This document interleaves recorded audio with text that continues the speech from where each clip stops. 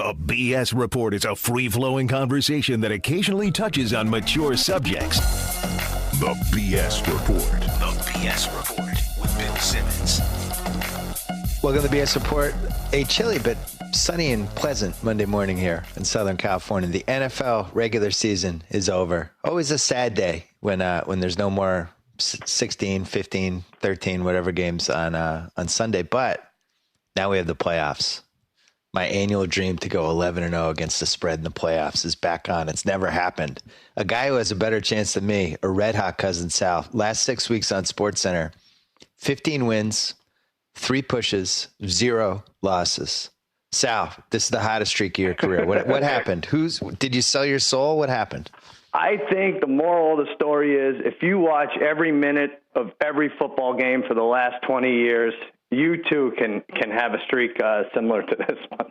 This is your best streak ever, though. But I feel like this is like a 1980s movie where the hero all of a sudden has all this success, and now you're wearing sunglasses to high school, but I hope you're not getting overconfident here. No, of course. You've been on a crazy email chain with me lambasting my agent for not. For not getting behind ESPN's non-promotion of this thing. But I do feel like I'm Biff Tannen, and I need to hide the magazine. They're coming for it any minute now. So. I'd like to see how many weeks in a row you could go without a loss before ESPN realizes they should maybe promote this. It would be interesting. Like if you were undefeated for 3 years in a row, would they start making a bigger thing? Not to mention they cut my analysis. Whatever. I understand that there's more things to put on SportsCenter, more important than me. But they cut so. I'm basically saying I like the Chiefs. Everyone's been betting the Chargers. I like Chase Daniel and the Chiefs, and then it just cuts to something else. Like, all right. I also said that the Chiefs, the Chargers are 0-5 against the AFC West against the spread in the last 5, and that they have a very thin offensive line. But I'm meant to look stupid in those cases. You picked the Panthers. I actually liked the Falcons in that game, and I realized something right as the game was starting that I'm going to remember. Mike Smith.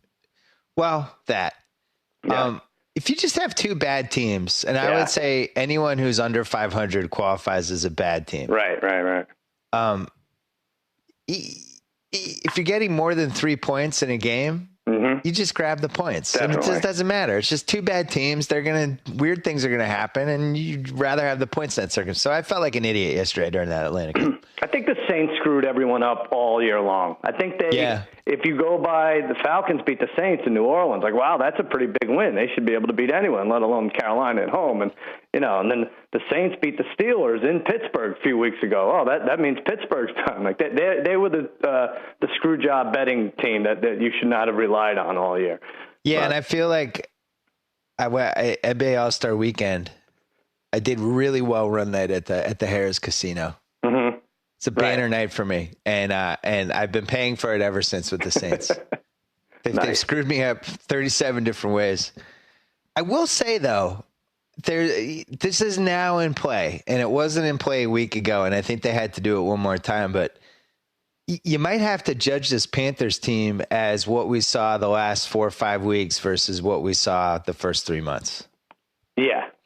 You know what I mean? Might just throw out the first 3 months and just say, all right, what did we see these last 5 weeks? Because Barnwell had a good stat in his column today. He said, I think they were 30th, like opposing QBR, they were 30th. So basically they were the 3rd worst team against quarterbacks, and it was like 25th in rating. Right.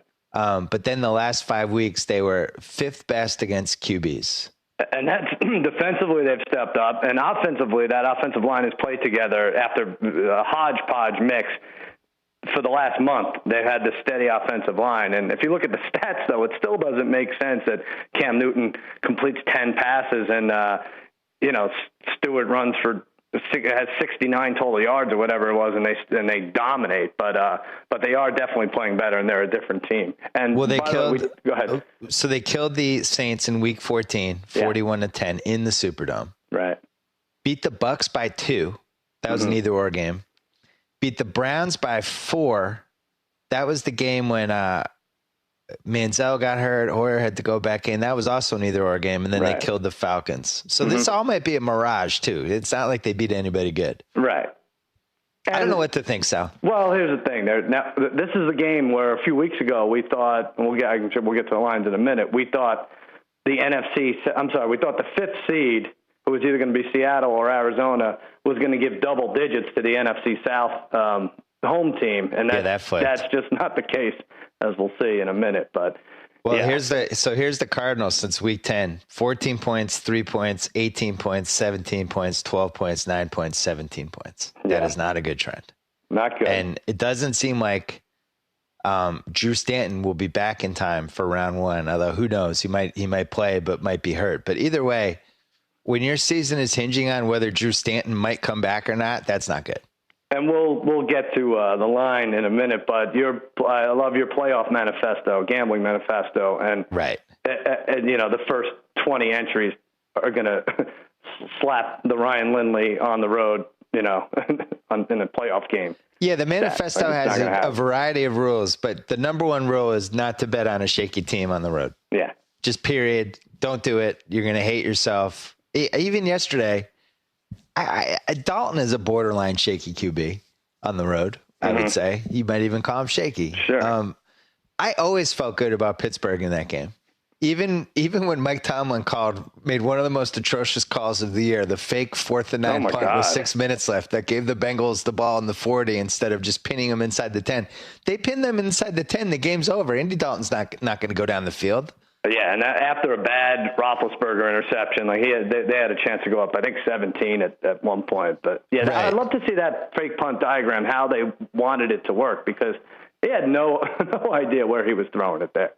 Right, and plus you had a wide receiver who was so confident that a fake punt was happening on the other team that he was just shadowing the guy as he ran his pass route. Yeah, right. That was really bad. That was one of the single worst calls of the season that nobody's going to remember because they ended up winning the game anyway. But I like your Shakey's idea. We have our fantasy football banquet at Shakey's every year because it's terrible, but that Andy Dalton should do Shakey's. He should get a Shakey's endorsement. He's a shaky road quarterback. Well, how do we not have – I know we were talking about doing it in round 2. How do we not reconvene to try to get there for this Saturday for that Arizona Carolina game? I feel like we should just all readjust our schedules. I can't think of a better game to celebrate at Shakey's than Ryan Lindley versus Carolina. Right, and we bet that at minus 45,000 that would be the Saturday buried game early. Right. We did win that. I don't know if you've driven by Shakey's, but a little remodeling outside. No. Oh, really? Yeah. Little paint job. Wow. Yeah. Looks like they fixed it up a little bit. Right. Made they don't have nice to do that. Us. We're coming back every year. They don't need to impress us. Yeah, who are they kidding? They just need to impress Brad. Right. Just get the 17 Mountain Dews ready. But we had a MVP bet. We made it Friday. Yes, we did. I'm trying to think if I'm allowed to talk about this. You don't get an MVP vote, right? I don't get an MVP vote. Right, but I will say, I thought we had it after that Watt game. Yeah. And then Rodgers pulled the sports movie on us, and now I think that ship has sailed. It was still a good bet, but we're not going to win it now. Well, everyone says he pulled the sports movie. Are we positive he didn't do this on purpose? I mean, it's a non-contact injury. The guy's an actor. He does all these commercials. He studied under the great George Wendt. And then he comes back in dramatic fashion and wins. Is he padding his MVP stats by taking a little breather, getting carted off? I don't know. All right, so I watched the game yesterday with Jalen and Jacoby. Right. Jalen, diehard Lions fan. Uh-huh. I don't fully believe this, but I think it's fun to talk about, and I think the way social media is now, people get really upset if you just bring stuff up. But I'm just saying, we were joking about it during the game, like. If you're going to set up all right, I really need to win the MVP here, right. You're probably going to pretend that your leg hurt on the touchdown pass where the guy was wide open anyway. No one hit you. You're going to wait to come back until the third quarter already started. Yeah. You're going to stand in the tunnel so the TV camera could show you, and then you're going to dramatically limp out. Yeah. All I can say is this. Paul Pierce took a lot of crap in 2008 during game 1 of the finals for the exact same situation. You're exact. Right. And if you're going to give Paul Pierce – my man, the guy who brought the NBA title back to Boston, if you're going to give him crap for game 1 of the finals, Rodgers deserves more crap for that game. I am with you. And he is an actor first and then a quarterback. Let's just remember that. I was making fun of Steve Hyden last night, who writes for Grantland, who's a huge Packers fan. I was like, I haven't seen acting. I haven't seen a limp come and go like that since Kaiser Soze and The Usual Suspects. Nice. Like, Roger's like, which leg is it again? Oh, it's the right leg. Damn it! I limped with the left leg for a second. I forgot. Yeah.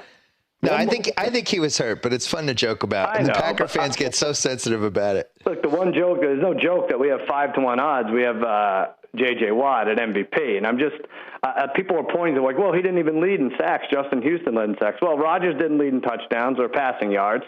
Like Watt had 110 disruption plays, which is like 30 more than the next guy.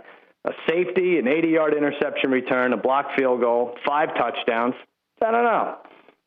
Yeah, I guess the case against them is they didn't make the playoffs. Mm-hmm. 14 of those 20.5 sacks came against the AFC South. Right, I know.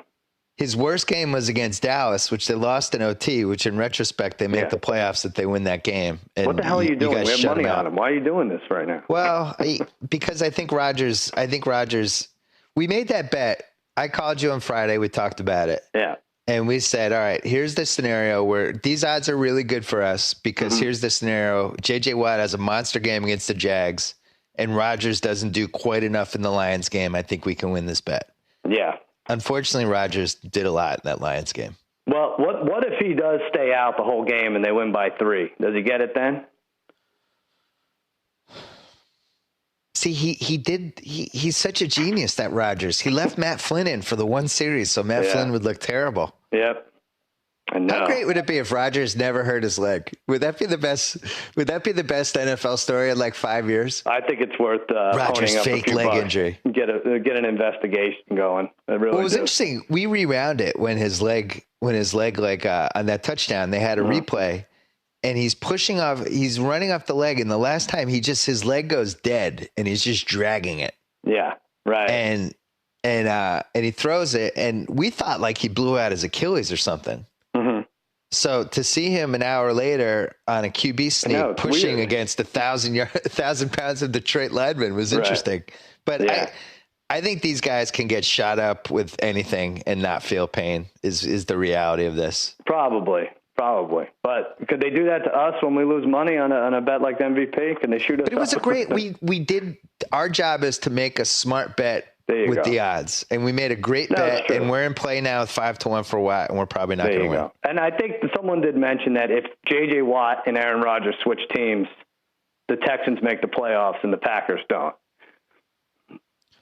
Right? I mean, is that a way to look at it? I don't even know what way to look at it anymore. Rodgers was terrific yesterday. That he needed to have that specific game. But if you're talking about how much value, maybe it should just be jersey sales, the percentage of jersey sales per team. That should be the value, or maybe the Halloween costumes per square mile in your neighborhood. One of the Packer fans emailed me and was like, when he went out, that sound that Lambeau made as he was on the cart. There's no other player in the league that gets that sound, and that's why he's the MVP. And I'm thinking, well, I think Brady gets that sound. Sure, of course. I think Peyton Manning gets that sound. Yeah, I think Romo gets that sound. I think the bottom line is quarterbacks are just more valuable than every other position. So if we're going to decide that nobody else can win the award other than a quarterback, then let's just say that. Yeah, it should be a non-quarterback MVP. That's how they should do it. The Matt Stafford yesterday. I just, if I'm a Lions fan, I just don't. I'm out. I've watched this for 6 years now. Mm-hmm.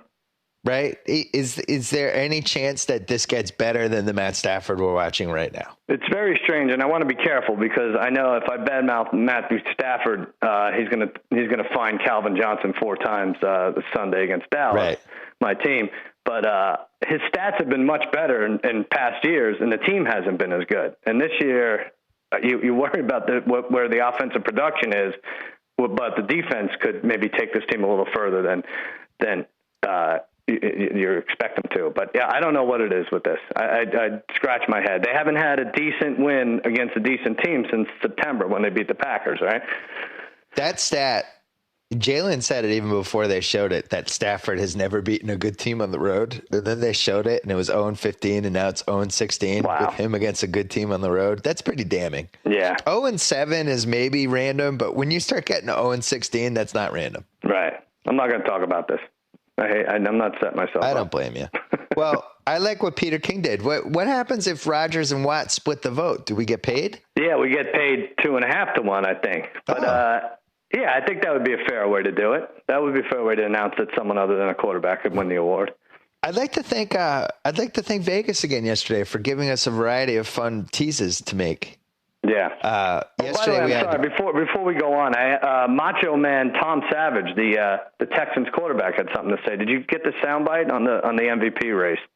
I didn't. What did he say? Oh, here it is. Oh, yeah, Macho Man Tom Savage here weighing in on the MVP debate. Lots of people in their ivory towers thinking it should be my teammate J.J. Watt. Well, what about me, the Macho Man Tom Savage? Look at the stats, Mean Gene. 10 for 1,927 yards, only 1 interception. I've been everywhere from soaring with the Eagles to slithering with the Snakes. Now bow down to the kingdom of madness. Macho Man Tom Savage for MVP. Step into a Slim Jim. Weird. Macho Man Randy Savage, wrestling gimmick that's aged the worst of anyone from the 80s, other than maybe the Pimp, Slick the Pimp.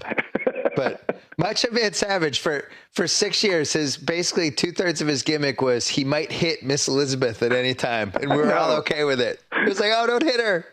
I know. It's like now my son watches those old matches, and I'm like, oh my God, this is the worst thing I've ever seen. She's cowering with her hands up. There was more sympathy towards Jake the Snake Roberts' Snake when he would when he would mistreat it than there was to Miss Elizabeth. America was just horrible in the 1980s. Yeah, no kidding. Anything else stand out to you yesterday? I was surprised that I do feel like the Chiefs were one of the 6 best AFC teams. I was thinking about the best team to not make the playoffs. Do you say it's the Chiefs, the Vikings, or the Bills? You say the Chiefs? Yeah, the Bills had the Kyle Orton thing. Kansas City, it really came down to they lost that stupid Tennessee game in week 1, and Tennessee is now a train wreck. And then they lose that Oakland game on Thursday night, which we knew, we sniffed out. We thought that was a trouble game for them, but they blew that one. And they didn't make the playoffs because they lost to Oakland and Tennessee, 2-14 and 3-13. Yeah, and that's a team that you could put basically anyone in a quarterback, and it seemed like they were good. They were steady. They can hang with anybody, and that great pass rush and Jamal Charles, and yeah, maybe they were the best. They could have been 10-16. Like if I'm Pittsburgh, I would much rather play Baltimore than Kansas City in round 1. Oh, really? It's not even a question. Yeah, I think. Well, we're going to get to it. We should start doing the lines, but yeah. I mean, I just think Baltimore's fraudulent. I just, as someone who had Baltimore on a teaser yesterday, and congratulations to Cleveland. I mean, I don't think there's tanking in the NFL because, you know, the Jaguars were in it with 3 minutes left in the fourth quarter, as were the Buccaneers, who, you know, could have lost out on Marcus Mariota. But Cleveland did a great job suspending Josh Gordon and just, you know, benching Justin Gilbert for this walkthrough that may or may not have existed in a hotel. It's crazy. And yet they almost pulled off the upset. I hate the Ravens so much right now. I don't think there's any way they could lose. I can't believe the Ravens covered that. And it was funny because I was waiting for them to do it. And then they finally did it because they just couldn't move the ball at all. And then they're like, oh, let's run the play where Flacco just throws it up for grabs. Yeah. And somebody has to make an incredible catch. He looked so lazy. That offense looked so lazy. Like just even their 4th and goal, 2nd, 3rd, 4th and goal play. And when they got stopped. I'm gonna say this right now. And I don't care if it's recorded and put on YouTube by angry Ravens fans. Because I got some emails yesterday on my reader account from Ravens fans who were like, are you scared, Simmons? Ravens 6 seed. Could be coming in England in round 2. I just want to say this unequivocally. I am not scared. Really? I would love to see the Ravens come in round 2. I think that team stinks. So where do you rank it? Ravens number 1. You say the Ravens are my number 1 choice to come into Foxborough. And by the way, I am not afraid of jinxing the Pats at all here. I think the Ravens stink. Colts 2nd or Bengals 2nd? Colts 2nd. You think the Colts are just too soft? Yeah. But it worked out great. It's three teams you'd certainly want to play in round two at home. Yeah, it did. But Kansas City would have scared me a little bit because of their running game and their pass rush, and they already beat us.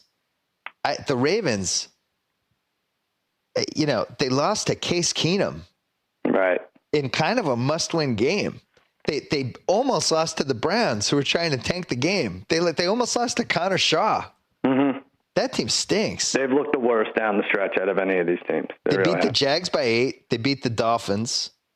They lost. They blew that Chargers game, but their secondary is bad, and I feel like anyone can throw in that team.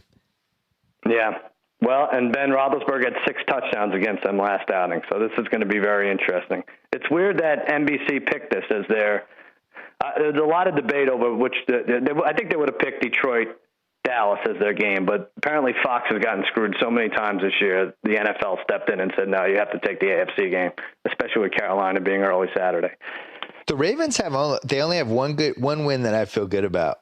Week 2, Thursday night, they beat the Steelers. Pittsburgh, and you were all over that. We argued about that. Well, I liked the Ravens for a little while, and then I realized when they lost that Colts game in Week 5, I thought that was a red flag. But all these AFC North teams, they all got to play the NFC South. Every one of them got 4 games against the NFC South. Yeah, but they had to play each other too. They know how to play tough, like January football. I know it sounds cliche, but that's true. But they lost to the Bengals twice. Mm-hmm. And they lost the last game to the Steelers by 20. So they went 1-3 against the other AFC North teams. I just think they're not good. I just worry there's always one playing possum team in this round, and I'm not saying it's them, but it might be Indianapolis. Yeah, because it seems like people have just written them off, and they have a quarterback who can do stuff, mm-hmm. which is the number one thing you need in the playoffs, I think. Right.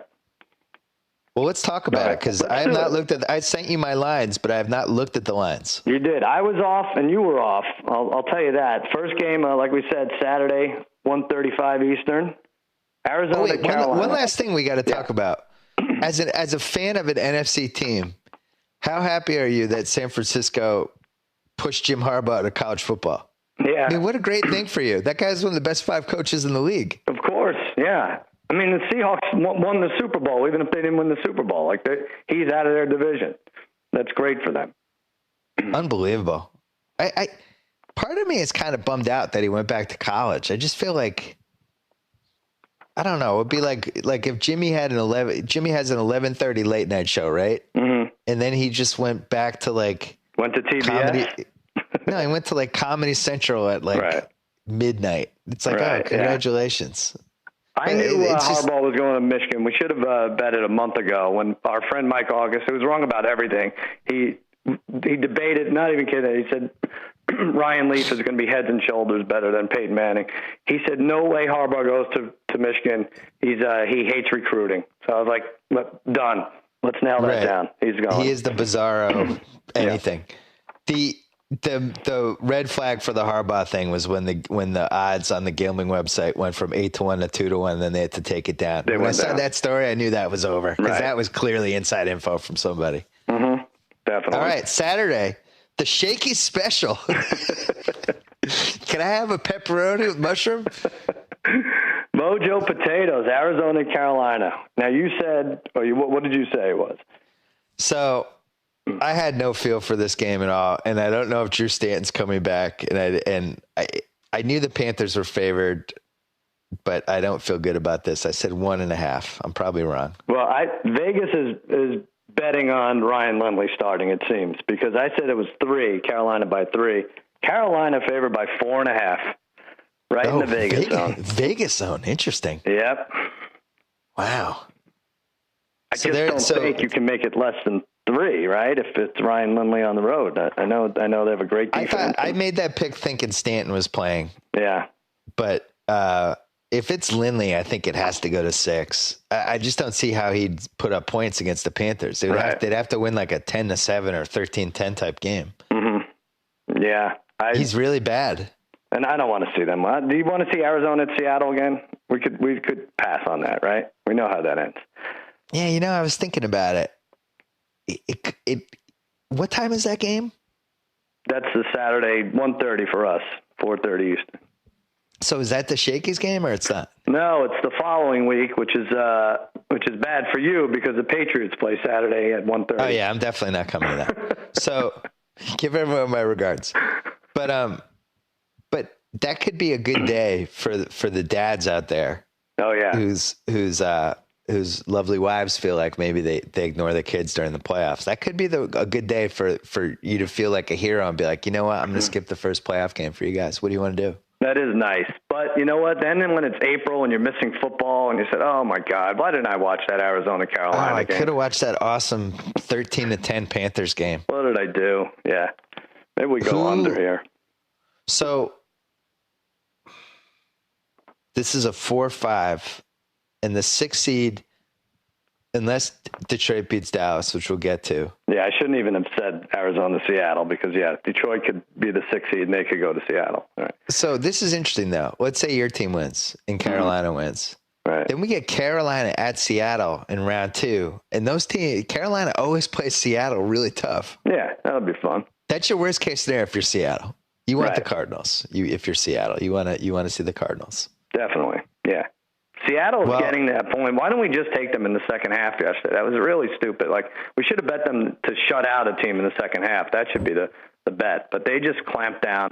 They're throwing that Sean Hill threw a bullet at the guy's knees. Who was it? It was Jordan Hill for the Seahawks intercepted Sean Hill. It was a gun at his knees, and he caught it. Like, everything's going right for that Seattle team now. Yeah, the Rams, so they finished 6-10. They were in a lot of those games. Right. You know, even that Seahawks game yesterday at halftime, I thought about betting the Seahawks at halftime, but I don't know, the Seahawks weren't moving the ball. It didn't seem like a good bet. No. And you think could Bradford have been worth 4 wins? 6-10? Could they have gone 10-6 with Bradford? Yeah, maybe. Let me ask you this. This is what's weird. We haven't heard let me clear my throat once and for all here. Hold on.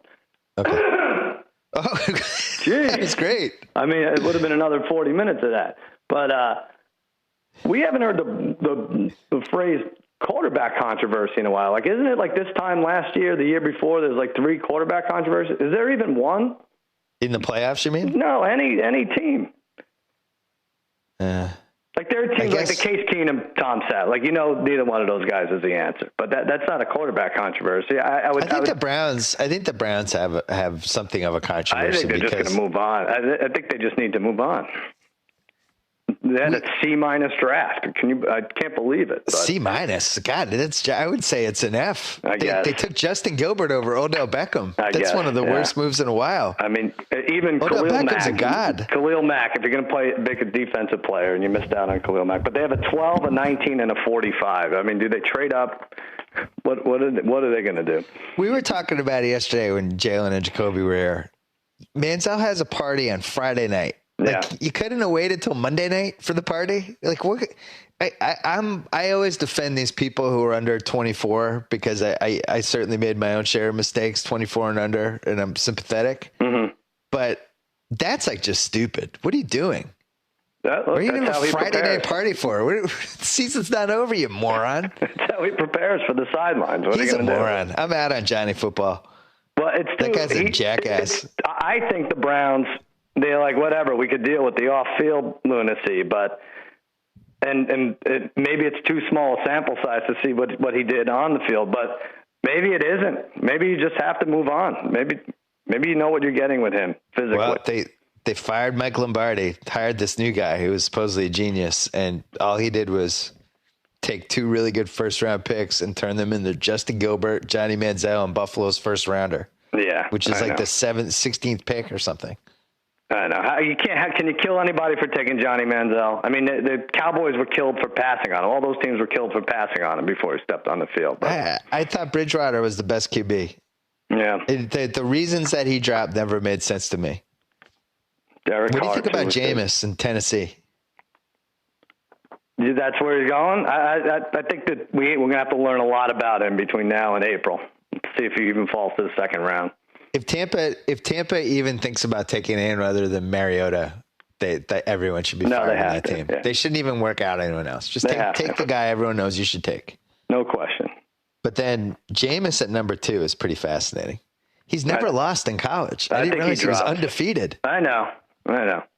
We'll see. All right, let's keep going. Everyone will be against him after January 1st. We'll see. Well, hold on. Last question on the Panthers. Where does that line end up? Well, are you saying if Lindley's quarterback? Let's say Lindley's in. Lindley's your QB. I think 5.5. What'd you say, 6? I think it gets to 6, and I think we tease the Panthers and the Cowboys for a lot of money, and then we lose because the Cowboys screwed us over. All right. And I also think you should make the Cowboys your best bet on SportsCenter. I think go for the perfect storm of just getting kicked in the nuts. Do you know I haven't taken them all year on SportsCenter? So Smart. This will be it. It's a great move. You have enough at stake considering your middle child has Romo's name as his middle name. I think you have enough in play already. I have the papers to change it any second now. Carolina, by the way, that Cowboys game was more difficult to watch than even one that mattered. I couldn't believe they were keeping everyone in, and it was obvious Jason Garrett wanted to score 34 points by halftime. I thought then to sit everybody, but nope, third quarter everyone was out there. They carted What were they off going Hutchinson. for? What records? Anything? Like DeMarco Murray's Cowboys rushing record? Yeah, he was going for Smith's record. Bryant had the receiving record, 16 touchdowns, And so Romo, stupid. I guess, the outside chance at MVP, and the linebacker made a great play. He might have still been in the running, but he just missed a perfect December. You should have done what the Patriots did, just revolve the whole offense around Brian Timms. Yeah. That would have been good. That looked good. I say that line goes to 6, and I say I'm going to talk you into a Panthers Cowboys tease. What would it have to be for you to take Arizona? 8? With Ryan Lindley? Yeah. Yeah, we'd have to go over 7.5. But then they need to make that 7 at least. I still wouldn't. Then I would just not bet it. Yeah. Right. Yeah, that's a bad one. All right, Baltimore, Pittsburgh. That's a Saturday night game. I put this in the Vegas zone. I said 4.5, but I forgot that Le'Veon Bell might not play, so I'm probably off. Le'Veon Bell might not play. A lot of people say he will play. I said 4.5 also. Only 3. 3? Scary. Too scary. Well, I love the Steelers. I don't care if Bell plays or not. They beat them. They'll be able to throw on that Ravens team all game. 2 months ago, they beat them 43-23. I know. They will be able to throw in them for 4 quarters. Nothing's free though. Maybe this is a push. What could this be? I don't know. I don't get it. Nagata comes back for this game, which helps the Ravens after his PD suspension for. What was it for? Was it another Adderall? He's back. I think it was. He had a late test the night before in the playbook. He had to take some Adderall. That team had no life, so whatever he brings will help. I don't know. All right. What if John Harbaugh, Jim Harbaugh's on the sideline, special advisor, 1 game only? That's interesting. Yeah. Could he do that? I love the Steelers. You will see me pick the Steelers in Friday's column. All right. Just be cautious, because what are you going to say, Carolina and Pittsburgh, and everyone's just going to win those 2 games, right? I got to say, the only game I like is Pittsburgh this week now for gambling. Here's a game no one should like. 105 Eastern, Sunday afternoon. Yeah. Cincinnati and Indianapolis. I think this is the worst batch of round 1 games we've ever had. Yeah, it's pretty bad. I have to really go back and look, but I'm not excited for any of these games. Buffalo or Pittsburgh would have been fun, and I don't know. What do you do with the NFC? I guess, New Orleans is a better sell, but they stunk. Well, what about poor A.J. Green? Yeah. Last week, Dalton almost kills him. Mm-hmm. He, breaks his arm, basically. Runs around the rest of the game with this limp arm hanging from his body. And then this week gets crushed on a helmet-to-helmet, which they didn't call. And sometimes I feel like they're overboard with the helmet-to-helmet calls. And in this case, it happened. I was like, oh, that's a helmet. The guy launches. I don't think it was helmet-to-helmet, but it was definitely shoulder-to-helmet. He took his head off. Yeah, he launched. Anytime you launch, they call it. He launched. He knocked the guy out, and they're like, oh, great. And Collinsworth was like, great hit. I know. So what have I watched all year? That's a great hit now. The guy launched and he almost decapitated A.J. Green, and A.J. Green had to leave the game. That was a great hit. I love Collinsworth, but they missed a few things. Antonio Brown push-off at the end. They missed a couple of things. They didn't talk about a few things. But that is the way to, if you're going to fumble the ball, it's a good way to forget about it immediately, getting slammed in the head. They also didn't make a big enough deal of Antonio Brown running for the spread clinching touchdown and his receiver who had money on the other team trying to knock him down. What was that guy doing? Yeah, I don't know, but that was insane, that play. What did he see ahead of him that he needed to block? He almost tackled his own guy. What happened? He was running forward with such force, like he had to beat him to the end zone. It was very strange. I loved it. Yeah. He didn't really have money in the other team. I'm joking. No, weird people on the internet. Of course not. So I have the Colts by 3 over the Bengals. You said 3. I said 3.5. It's up to 4 right now. Oh, I was way off this week, huh? You already won the week. You clinched. Yeah, I guess I did. Yeah, because we tied Congratulations. the second one. There you go. I could maybe eke out a tie for the season. I'll be 10-7-1 after 18 weeks. Does this line reflect? Is this line assuming that A.J. Green's not going to play? I don't know. It must. That's probably where the extra half point comes from. What have the Colts done to deserve more than a 3-point spread? Well, they beat them 27-0 in Week 7, but that was a very different team. That defense held them to 160 yards. But okay, it's cruel and unusual punishment giving Andy Dalton three primetime games in 12 days, right? Primetime Andy? I guess, yeah. I guess 1 p.m. isn't primetime. The difference with the Colts then versus now is, wasn't that before Ahmad Bradshaw went down? Yes, it was, because he scored a touchdown, and they had a fierce pass rush for some reason. But their running backs stink. Mm-hmm. They have the worst running backs in the playoffs. So you're going to be rooting for the Colts here as a Patriots fan if the Steelers win Saturday night. No, I'm going to be rooting for whoever I picked in my column. Oh, all right. Okay. Yeah. I might grab the points if it stays at 4. You have to think Baltimore or Cincinnati. One of them is going to pull the upset. I know you're locked into Pittsburgh. I just think one of those. I'm locked into Pittsburgh. All right. Okay. I've watched way too much of the Ravens this year for some reason. Yeah. And I just think Pittsburgh is much better. I've lost a lot on the Ravens. I don't know what it is with that team. Detroit at Dallas, 4:30 Eastern Sunday. It's a great game if you're a Dallas fan. It is. It's the most confident you've felt. It's greater if Ndamukong Suh is suspended, though. He really clogs up that middle. They can't suspend him for that. I don't buy They won't, that. Right? They can't. Is it bad that I like Ndamukong Suh a little bit? I did too. I mean, stepping on he's like the not to bring up 80s wrestling again, but he's like the guy who hides the foreign object, like George Animal Steel, throws a foreign object in his mouth, and everyone except the ref could see it. Right. He's stepping on this guy's ankle for 15 seconds. I like what Troy Aikman's like. Classic Troy Aikman, yet again, the master of the obvious. Troy Aikman goes, when you step on something on the field, you know you stepped on something on the field. I said, thanks, Troy. Yet again, you've done it. You've solved yet another mystery. Well, it's better than Mike Pereira, who says, no, that wasn't on purpose. I don't think that was on purpose. Like, all right, Mike Pereira, you know the rules, but you're not in this maniac's head. He's basically camped out on the man's ankle. We were saying, when we were watching that yesterday, we were saying, let's say he did that, but he was on Rodgers' ankle. He actually broke Rodgers' ankle. Mm-hmm. Is there a more reviled player by a fan base in recent sports history? Oh, interesting. Than Sue if he broke Rodgers' ankle on that play by the Packers fans. Like, he probably has to live he fears for his life for 6 months, I think. Right. If Pollard and Brady was like a 7 on that scale, 1 to 10, Ndamukong Suh is a 20. Yeah, I mean, there's been hockey people who have gotten that kind of hatred, but I can't remember a football player. Mm-hmm. I have the Cowboys favored by 6 against the Lions. Yeah, I said 5.5, so you'll win this one. It's currently 7, and I like that it's 7. It's so teasable. Yeah. What do we tease it with? Alabama? What are we doing? Oh, give us your pick for that since you're red hot. Well, I'll wait till next week. We have Oh, I know. I can't wait till next week. When are the games? I'm not going to say anything because there's an outside chance if our agent, Baby Doll Dixon, can get something done, I might be giving a pick on the Rose Bowl. So when is the Rose Bowl? Pre-game. It's January 1st. Was that Wednesday? Thursday? Oh. Yeah.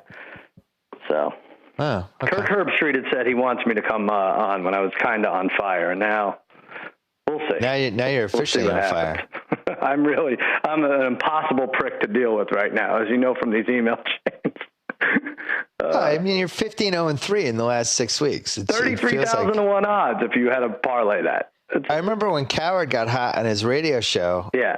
ESPN treated it like it was the biggest thing that was ever happening. Yeah, he had a couple of losses in there, right? Yeah. I will say this. I'm not going to complain. I'm happy the Cowboys are in the playoffs, but 12-win team doesn't have a bye, potentially up against, the toughest venues in sports at Green Bay and at Seattle coming up if they're lucky enough to get past Detroit. But I'm not complaining. Well, we're about to have Mike Sando from ESPN.com on the podcast following you, and he had a really interesting Cowboy stat about teams that were in the 90 percentile offense but 20 percentile defense, how they fared the last 5 years. It's not good. You're not don't have him on. No, we don't need that. You're not going to be happy. No one needs to hear that. We want to get information instead of baseless character attacks, which we've done for the whole thing, like Aaron Rodgers, who was just accused of being an actor. I don't think he did it. My only point is, if Paul Pierce is going to still take crap, if I'm still going to take crap from Laker fans for the 2008 finals, then Rodgers deserves more crap. I just thought it was weird that they lowered the cart down from the scoreboard. Get carted off. They kind of knew it was going to happen. How is that not the Paul Pierce situation? He got carted off. That was what happened to Paul Pierce. Yeah, exactly. Hold on, Aaron. Stretch it in the tunnel. There's a camera there. Stretch in the tunnel during this Matt Flynn drive and then walk out. J.J. Watt needed to be a little smarter for us. He needed to rent a helicopter or a crane to lift him out of the stadium and then come back in. I love it. I think Aaron Rodgers is a genius. He's great. I do think he was hurt. I don't think he was hurt. These guys don't. And I mean that in the least Baylissian way possible. Right. I don't think you can intentionally remember to make your leg go dead like that. No. I've had calf problems when I was trying to play basketball while also doing Pilates. Mm-hmm. Go ahead, make fun of me. Pilates. What is that? Pilates. My God. The Pilates was stretching me out too much, so my calf kept popping when I would play basketball. Uh-huh. And when it happens, you feel like your whole leg exploded. I'd love to know how they got him back on the field in an hour. You really do. You lose all control of your leg. You can't even put weight on it. Well, I know we had money on you for MVP that year, and we blew it. I remember that. But no, they should be able to tell you what they're shooting these guys up with, right? No, they usually do. They say they got a shot of whatever. All right, the Cuz, you got nothing to plug other than SportsCenter this Friday. I guess, maybe. ESPN this week, Friday, 15-0-3 the last 6 weeks against the spread. What do I do? Yeah. Do I give out 2 picks or 3 picks? I'm not going to sweep the board with these playoff games.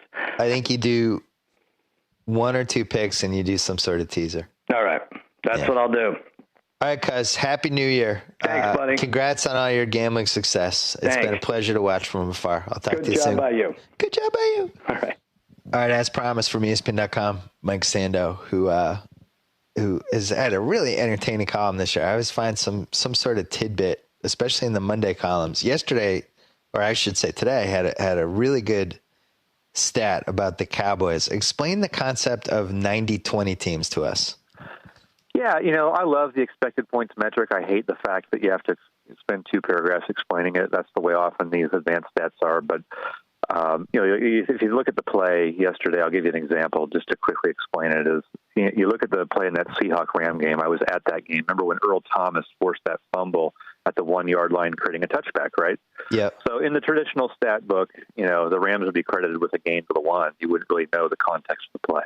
But because the play Earl Thomas made dramatically changed the expectation for scoring, the expected points metric would see that as a great play for Seattle, and it would show up in how much the Seahawks or Rams were less likely to score after that play. So I love looking at that on a play-by-play basis throughout the season. So my column for, I believe, Wednesday is going to expand on this idea of the Cowboys, because we see these teams, we know what they're ranked, we know what their record is, but every team is sort of a combination of its offense and defense. You rarely are great on both. You're usually some sort of combination of great on offense, bad defense, or, vice versa. So I really wanted to see what every team compared to, and the Cowboys are such a fascinating team because if you use that expected points metric to grade the teams, you would see that they're in the 95th percentile for the 288 offenses since 2006.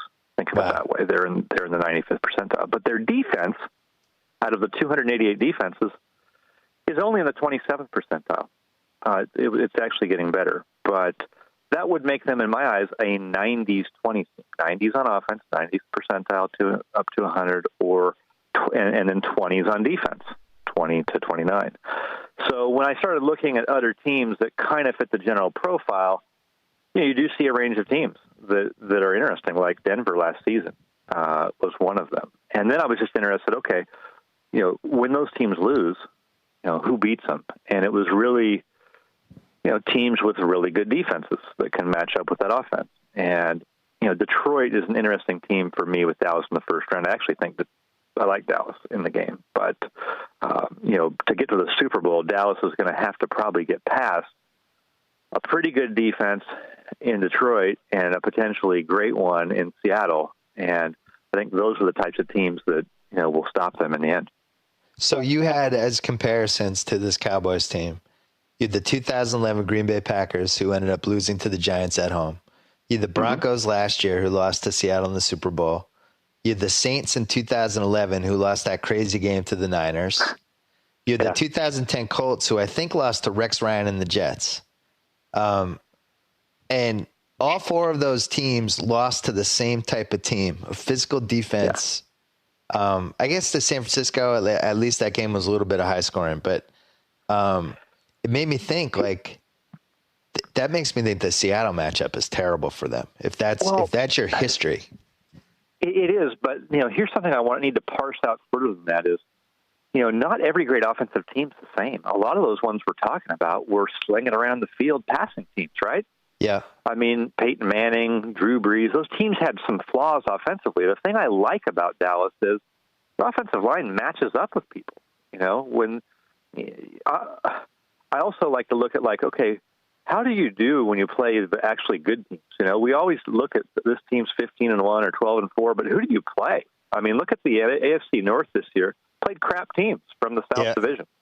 As you know, following the Patriots, that was one of my other notes. The AFC, when they went 11-5 with Matt Castle, the top three teams in the AFC East were like 20-4 against, bad divisions. The Western divisions that year. So when I look at Dallas, I say, who are the good defenses they've played? And there's not many. When you look through it, I would say, the Rams and the Seahawks were two good defenses they played. But when they played the Rams, it was in the first half of the year when Greg Williams was doing all these wild three-man lines, overload blitzes, and not making great use of their personnel, which is just four guys line up and go. Yeah. And then they played Seattle, when Cam Chancellor was very diminished and Bobby Wagner was out. And they did do a good job handling Seattle's defensive front, but I believe DeMarco Murray had no rushing yards, very little, until he broke through in the fourth quarter, which is often how it goes. And that's what I love about the teams with the great, either can block or have great backs is, you may stop DeMarco Murray or Marshawn Lynch until you don't, until people get really tired of seeing them and with 8 minutes left in the fourth quarter. And they played the Cardinals without Romo when the Cardinals defense was better than it turned out to be later. Yeah, no Romo, though, is like a killer, hard to analyze. But they had the Eagles twice. They played the Bears. They played the Colts. They played this second half of the season, Washington, the Giants, Jacksonville, Washington again, Giants again. And they caught the Seahawks at just the perfect time to catch the Seahawks during the season. I think. Percy Harvin had recently been traded, I believe. It was just they were still sort of finding their way. The problem everyone has is that the games are in Seattle and that they're going to have to be rested, and it's just tough to win there. I don't like Dallas's defense at all, and their offense would have to be spectacular, in my opinion, for them to win 4 straight playoff games. Their offense would just have to be lights out. Just be the best offense in the league. Best run play combination. Romo would have to be awesome.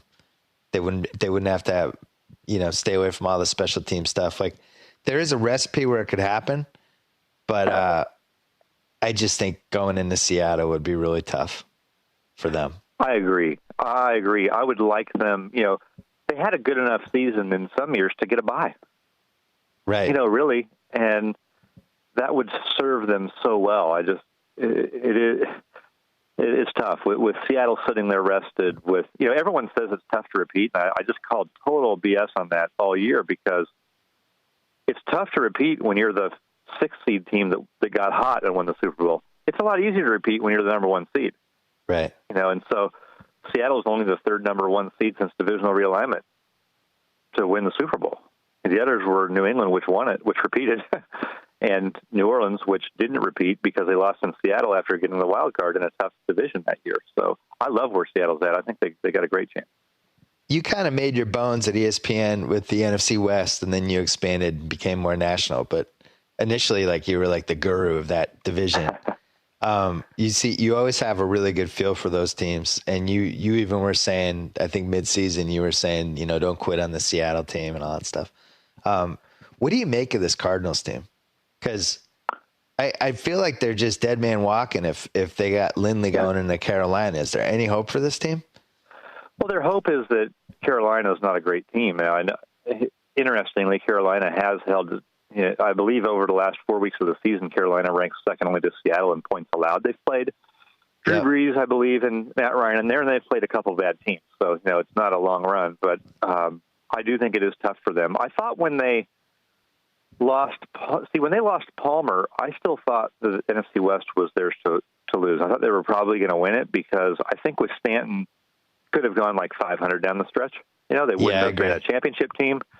Now they're really, I think it's dire straits because, the attrition of their defense has been an issue. I think they're very much a team that needs to play, quote unquote, complementary football. And when you're sort of behind the 8 ball, there's a big difference between a backup quarterback and kind of that replacement level quarterback. And I think that's sort of where they're at now. And, I would even say instead of replacement, I would say hopeless, because I got a great email from somebody who played college football who was talking about that Arizona-Seattle game, and everybody was making a big deal about how Seattle chewed up Arizona for 600 yards, all that stuff. And the guy was basically saying nobody takes into account what it's like for a defense to know that your quarterback literally is not going to move the ball. It's a whole different kind of pressure because you're on a tightrope now. And it's like, if you're down by 7, the game's over. And once you're down 10, it's over. And he was like, you can't judge a defense by that situation because as soon as you're down by 10 in Seattle with Ryan Lindley as your quarterback, the game's over and you're going to let up a little bit.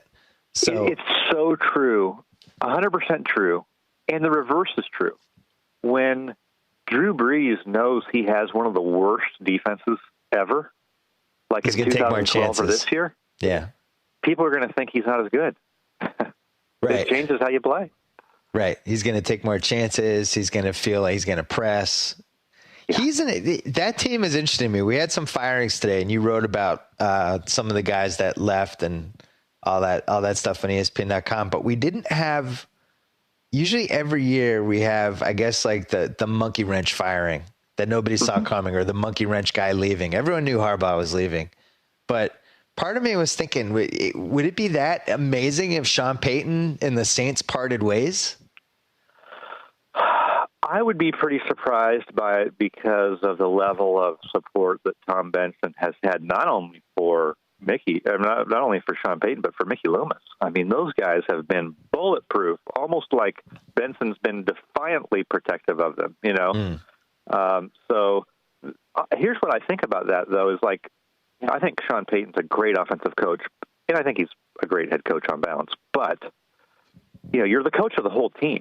And when you're continually running defensive coordinators through and you don't fix that side of the ball, I think that's been a somewhat fair criticism of Mike McCarthy, too. At the end of the day, after 5 years or 6 or 7 years, if you don't have that side of the ball squared away and it's horrible, that's on you as the head coach too. And I believe that in New Orleans, that there's no excuse for just being absolutely horrible. At one point, remember what I was telling you about the 288 defenses? They were like 288 part of the year. Wow. I mean, it's just like historically bad. Yeah, Peyton gets a lot of mileage from that Super Bowl, and he should. It's hard to win the Super Bowl. But I look back at that Saints team, and it's a team that kind of faced the least adversity to win the Super Bowl, if that makes sense. Like, I don't even think they played outdoors, right? Wasn't everything indoors that whole season for them? And many things fell right. Yeah. I think they built a team that at its peak was a really, really, really, really good offensive team that protected home, and they got to play in 2010 or 2009. Sorry, they got to play all the playoff games indoors, which was great for them. You would never say they had like an awesome defense. No. An interesting dynamic, kind of a spinoff of that, just something to consider is, I know the Super Bowl is only one game, and it's hard to just use whether or not teams have won it as this ultimate barometer of everything. But, how many of the sort of veteran, older, paid quarterbacks win Super Bowls? It seems like when you look at how good and consistently good Drew Brees and Tom Brady and Peyton Manning have been, they've been really close. But those have been the teams that consistently win, but they haven't necessarily been the consistent champions. Yeah, I screwed up with my Saints point, so don't email me, Saints fans. The Super Bowl was outdoors that year in Miami. Well, in the frigid conditions of Miami, it was 60 degrees, so it was nice weather. Yeah. But yeah, they killed Kurt Warner in Arizona in round one, and then had that crazy Vikings game that I'm still not sure how the Vikings didn't win that game. Yes. So you look at Carolina, you feel like Carolina is a little fraudulent, it sounds like, and you should, because they really didn't do anything until the last 4 weeks. And usually when you have two bad teams in any game and you're getting that many points, you have to at least consider it. I do like Carolina though, but it's really hard to stomach the thought of Lindley. Is there an AFC? So you got Indy at 3, you have Cincy at 6, you have Indy at 4, Cincy at 5, Pittsburgh at 3, and Baltimore at 6. Yeah. Do you like any of those teams other than Pittsburgh? Yeah, Baltimore. Remember we were talking about the Cowboys and are you an 80s 20s team or whatever? Baltimore has been very intriguing, and they were. I almost did a note that broke out that sort of concept on Baltimore a couple of weeks ago because at one point for much of this season they were a 90s offense. You would never think that, right? I mean, you're like, what? I mean, Baltimore, and they haven't played. They've benefited from playing NFC South, so grain of salt. But they have been a sort of team that intrigues me because Joe Flacco can lose the game at any time and play like one of the 5 worst quarterbacks at any time. So it's hard to bank on him. He's almost never had a run as good as their 4 games in the playoffs. But they have real components of a team that I think could beat an imperfect AFC opponent to get to the Super Bowl because Joe Flacco on his best days can be as good as anybody. Their offensive scheme is wonderful. I think, I got to travel with the Monday Night Crew this year all season, and so I got to see Gruden, break down the film in preparation for the games, and it was so fun from week to week to see what John gets excited about as a coach, right? Just the schemes and stuff. And some games are kind of dogs. You're like, are they really going to dive option the quarterback again? It doesn't get the coaches excited, but when you see like a Kubiak's team, John's like on the edge of his seat, and we're talking about how they block the backside of the play, and there's just great things going on with how they scheme the offense. And I think when you have a team that has a great offensive scheme, a quarterback who can get hot and you have pass rushers, granted, bad secondary, they've got issues, but they have pass rushers. They have 2 pass rushers. So to me, that's the type of team that, you're a little wary of in the playoffs. I'm so glad you think that, because it's really important. I love when I feel strongly about a playoff game that there's a good case for the other side. Otherwise, it makes me nervous. And there's a good case for the Ravens in Pittsburgh. I think their secondary is atrocious. Yeah. Like just flat out atrocious. And I don't think they can beat Pittsburgh with the secondary they have. And, you know, the reality is they really lucked out with the quarterbacks they played the last few weeks. You look at what Rivers did in week 13 against them, when he just kept coming back. And the Ravens, they had so many chances. They were up 7-10 that whole game, and they had so many chances put away, and they just couldn't, because they couldn't stop Rivers. And in week 9, the same thing. They just couldn't stop Roethlisberger. He throws 6 touchdowns. But then the last 4 weeks, they go Tannehill, Bortles, Case Keenum, Connor Shaw, you know? And I think it hides some real warts, because we never really saw the right quarterback light them up that last month, especially when they didn't have Nagata. Because, you know, at that point it was like a free-for-all against their defense, but we didn't really see it because of who they played. So I feel strongly that they're going to get waxed in Pittsburgh. Yep, you could be right. And as I was looking at the team comparables, I had to continually take that into account of, like, you know, who did you play this season? Because, you know, in a single season sense, I mean, it makes a huge difference. And I do think that whole AFC North is in the playoffs except for Cleveland, largely because they played who they played, the 2 South divisions. I mean, they just cleaned up on them. I mean, Bortles put up 20 points on them.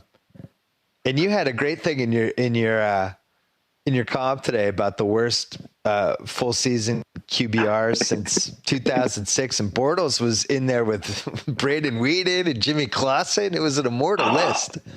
It was, you know, and before the season, I think I love talking to Bill Polian, and you know, our schedules don't always line up, but whenever I talk to him, we talk for like 3 hours and then finally just have to cut it off, because he brings such a great football perspective, but he's very curious on a lot of the stuff that I'm into, you know, diving into databases and stuff, and he likes to marry those two things together. So we had this theory that, like, you know, for the most part, a quarterback really is what he is. You know, in his first 16 starts really tell you what he's going to be like 95% of the time. So I put together a list. It had to be 30 or 40 quarterbacks. You know, nobody's defying the numbers after 16 games, basically. Yeah. There's like, if you went through I ranked, I think, the top 40 guys who since 06, because that's when we have the QBR data, and just ranked them by their QBR score. And like the bottom 20 guys, they're all bombs except for, like, you know, Stafford has played a little bit better than that since then. But, you know, Stafford was on a historically bad supporting cast early and has had a great supporting cast more lately, you know, and still hasn't become great. He's just not horrible. Yeah. You know, everyone else was like a who's who of who's out of the league and was never any good.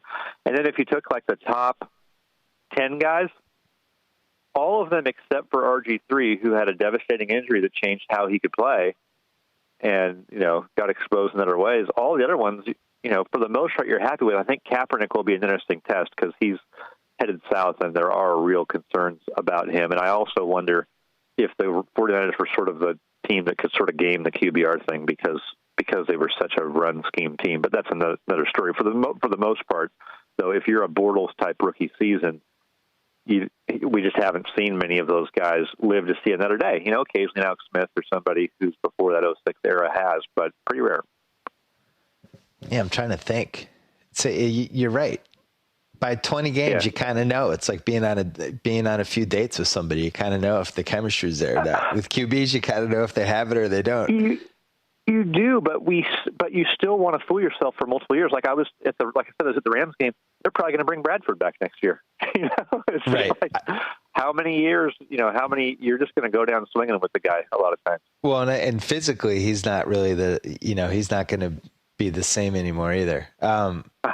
Seahawks. One last thing about what you said about how the Niners could kind of game the system with QBR. I think that's funny because like PER in basketball, which I think is useful. I think people rely on it too much. I like looking at it. Sometimes it's helpful, but you can game the system if you're a power forward or a center who shoots a high field goal percentage, doesn't take a lot of shots, gets rebounds. All of a sudden you're looking great in PR. And it's funny that a quarterback could look better than maybe he is in QBR.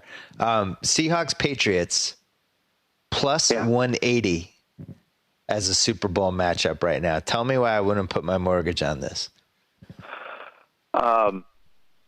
Well, the memory of the Super Bowl last year's fresh. I think some things apply. I think Seattle can overwhelm you with their defense, and that is hard for any quarterback to deal with. And when you look at the Patriots, there's no one scared of anyone on the outside as a receiver, right? Richard Sherman is not sitting there going, "God." Oh, I'm not talking about the matchup. I'm talking about. Tell me why that's not the Super Bowl. Oh, it is. It is the matchup. Who's screwing that up? Well, yeah, and I'm going to have to use this note every week because it never happens. But that was my preseason pick, and I feel like it's destined. I don't trust Denver. I think Seattle was home field. I love the way these teams have been managed this season. I love shutting down Gronkowski. And just don't mess with it.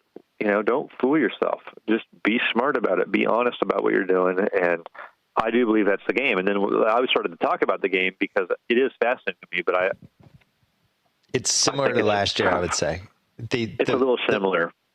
The Pats have a much better secondary than Denver did last year, but I do think plus 180 seems generous. It seems like those should be. It's the most likely Super Bowl by far, but. I think the Steelers could absolutely come into New England and beat them. I wrote that last week. It's a bad matchup for New England in a variety of ways. Now, if Bell's hurt, then I'd have to reconsider that. But Seahawks Steelers is 12-1, and what I want to figure out pretty good on odds. Pittsburgh. Yeah, here's what I want to figure out on Pittsburgh because their defense was a train wreck a lot of the season. But in the back of my mind, I've kind of thought, the way the league is now with teams going with young players and fewer practices, all those things coaches complain about. Does a team with a complex blitz package like Pittsburgh, does it just take a long time for them to hit it and be able to play the way their coach needs them to play to be effective? And so I'd really like to study the second half of the season, or are there good reasons to really trust Pittsburgh's defense? More because it was really bad early in the season and made you worry. So that's a team on defense I'm interested in sort of figuring out, and a little bit to some degree Carolina, although I'm more skeptical probably there. Yeah, but what's interesting about Carolina? Let's say they win this week, and let's say Dallas beats Detroit, which I think are two very likely scenarios. Yeah. So now Carolina goes into Seattle. For whatever reason, they play Seattle really well. If I'm Seattle, that's the game I don't want. Crap. Yeah, I feel different about it in Seattle. They've played them. I believe they've played them every time recently in Carolina, right? Yes. Yeah. There's still something to if you've played a team well, no matter where it is, you feel good about the game. You feel good about Carolina will go into that game being like, look, we've played these guys. We should have beaten them last year. A couple breaks didn't go our way. We played them really tough this year. Let's go in and beat these guys. Whereas Detroit's thinking, we're screwed. Yeah. If you look at Carolina, if you were to take Cam Newton's 5 lowest passing yardage games of his career, I bet you 3 of them are against Seattle. It would just be interesting to look at. Well, you should do that. That's the kind of thing you do in your column. I will. I'll look at it. That one, I just think in Seattle, I just having a feel. I just feel like Seattle win by double digits going away. Give me a semi-long shot Super Bowl pick. Well, so it sounds like you like the Ravens a little bit. Ravens 40-1. Yeah, Ravens would be definite long shot pick. Like a long shot Super Bowl for me, that wouldn't totally shock me. Would be Baltimore Dallas. Baltimore Dallas. Let's see what the odds are for that. That's good. You're going to get good odds on that one. Wow, I have to really go down the website. Oh, yeah, 95-1.